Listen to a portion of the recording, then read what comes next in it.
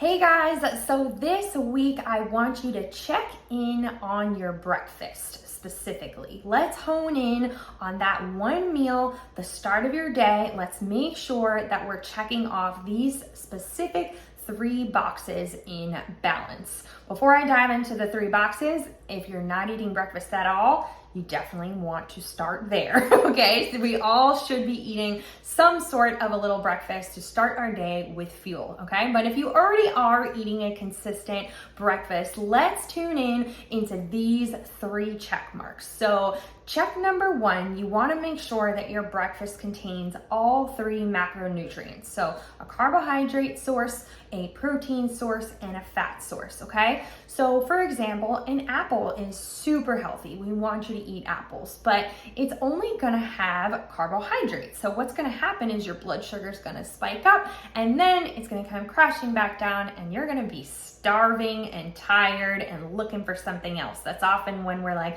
craving sweets and things like that. So you wanna make sure your breakfast contains, yes, a carbohydrate source, but also a protein and fat source. So mix and match your food items. For example, 1 egg is gonna have some protein and some fat in it. Maybe you wanna put a little cheese on your egg, okay? Maybe throw in some tomatoes or some peppers. That would be a healthy source of a carbohydrate. You could also have a piece of toast or maybe have some blueberries, okay? So that would be carbohydrate, fat, and protein. So make sure you're mixing and matching your foods or choosing a single food that has all 3 to start your day breakfast-wise, okay?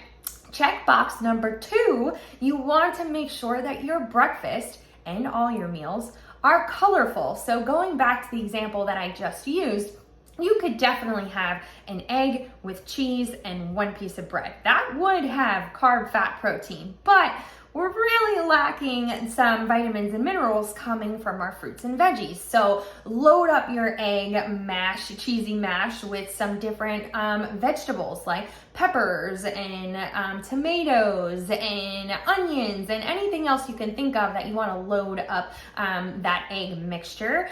Or like I said, have some fruit on the side to go with it.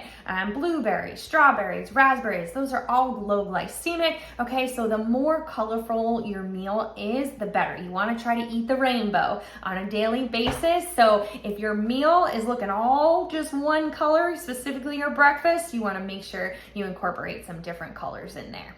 Okay, and checkbox number 3. So my ideas and my thoughts and beliefs have changed a little bit over the years in terms of this. So you guys know that I am very much not about intermittent fasting and you can't eat till a certain time and all those things. But I'm also finding that it's not so necessary to eat as urgently in the morning and as frequently throughout the day. So what I want you guys to focus on is making sure that you consume your breakfast within 4 hours of waking up. So it's not like an emergency. You don't need to eat within an hour as soon as you get up anymore. A lot of science and research has changed over the years in terms of that, okay? But we don't want to go too long without having some fuel because food is fuel for our body, right? And it's not going to work properly if you're not giving it any. So if you're getting up at 5:30 in the morning,